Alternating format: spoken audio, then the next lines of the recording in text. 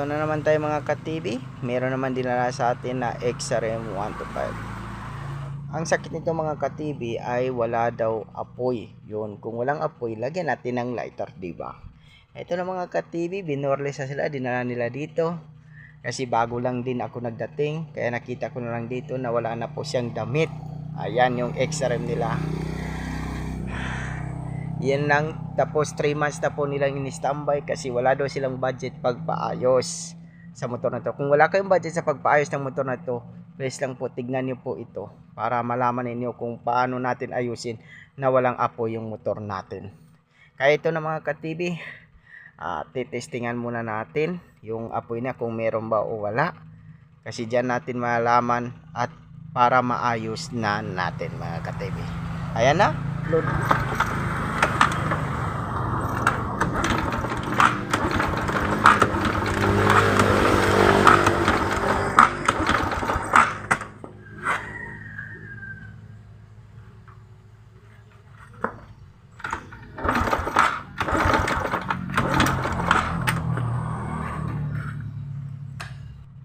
Ayun na siya mga ka-TV. Wala talaga siyang apoy, kaya pala hindi siya umaandar at biglang tumirik. Tapos ito mga ka-TV ay ang first na gagawin natin ay titignan natin yung fuse niya sa may tangke. Kasi minsan napuputol yung dalawang fuse, hindi talaga aandar yung motor mo. Kaya itong mga sakit ng XRM na 125 ganito, madalas po, marami po na ganito talaga yung sakit ng XRM na 125. Mas lalo na kung nagpapalit kayo ng regulator. Yung pinalitan yung na luma na lang po na regulator. Ayan na po yung toolbox natin mga ka-TV. Ayan.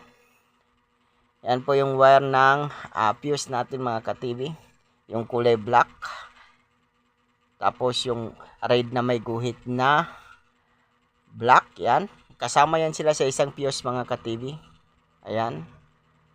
Ayan. Tignan muna natin yung fuse niya. Ayan po yung dalawang fuse niya mga ka-TV. Ganyan lang po.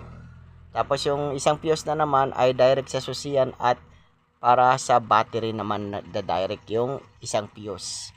Pero yung isang fuse sa may kulay na itim at red na may guhit na itim, yan po yung papunta sa mga signal light natin, yung itim, yung kulay black na wire niya mga ka-TV. Tapos yung isa naman mga ka-TV papunta po yun sa CDI.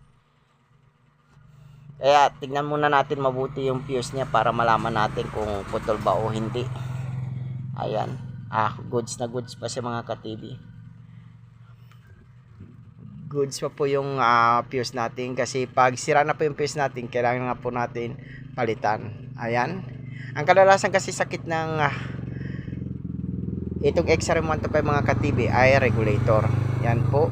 Tapos titestingan natin, ida-direct natin kasi doon natin malaman na kung walang putol, ibig sabihin aapoy yung motor natin. Pero pwede din kayo mag-direct, pwede din bilihan na lang ninyo ng regulator.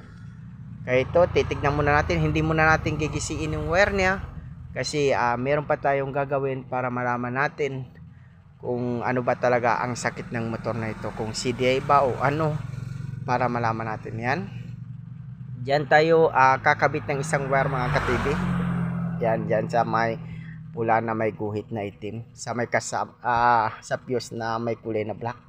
Ayan, direct po yun sa CDI ni mga ka-TV. Yung sinabi ko sa inyo na red na may guhit na itim na wire. Ayan.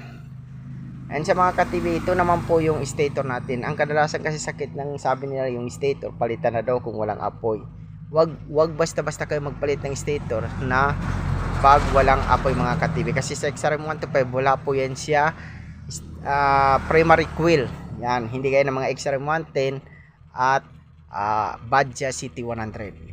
Yan siya mga ka-TV yung wire natin. Yan pulsar, yung negative natin, tapos yung puti natin, yan po yung nagja-charge. Yan. Tapos yung yellow natin, yan po yung ilaw niya. Tapos dyan tayo maglalagay sa kulay puti ng isang wire. Isang wire mga ka-TV papunta doon sa wire ng fuse natin. Yan, dyan tayo mag-a-attach ng isang wire po. para malaman natin na kung aapoy si mga ka-TV, ibig sabihin regulator ang sakit niya. Pag hindi siya aapoy mga ka-TV, ay ang sakit niya mga ka-TV ay baka may putol yung mga wire natin dyan sa mga kilid. Dyan sa sakit ng CDI, sakit ng regulator, kasi pag walang apoy. Ito na mga ka-TV. Kuha muna tayo ng wire. Yun. Yan. Kumuha ko ng wire mga ka-TV. Ayan. Diyan lang po natin ilalagay yung isang wire natin mga ka-TV sa tabi na, sa fuse natin na isa mga ka-TV. Sa tabi ng kulay black. Ayan. Yan. Diyan. Yan po yung direct po yan sa CDI. Tapos ilalagay naman natin dito sa stator niya mga ka-TV dyan sa kulay puti. Yung kulay puti. Yung white sabi na. Dyan tayo maglalagay. Diyan natin malaman kung ano ba talaga yung sakit ng motor natin. Ayan sa mga ka-TV, dyan natin ilalagay sa kulay puti. Yung isang wire natin, tapos yung isa doon naman sa fuse natin sa may CD. Iyan po yung direct sa CD ni mga ka-TV. Ayan mga ka-TV, titestingan na natin kasi nalagay naman natin. Ayan na mga ka-TV, dyan natin malaman kung may apoy ba o wala mga ka-TV. Ay didikit muna natin sa body ground niya mga ka-TV. Tapos wala na po siyang susian mga ka-TV. Wala na siyang susian, direct na tayo. Saan yung filter? Saraan niya? Oo. Wala naman susunod.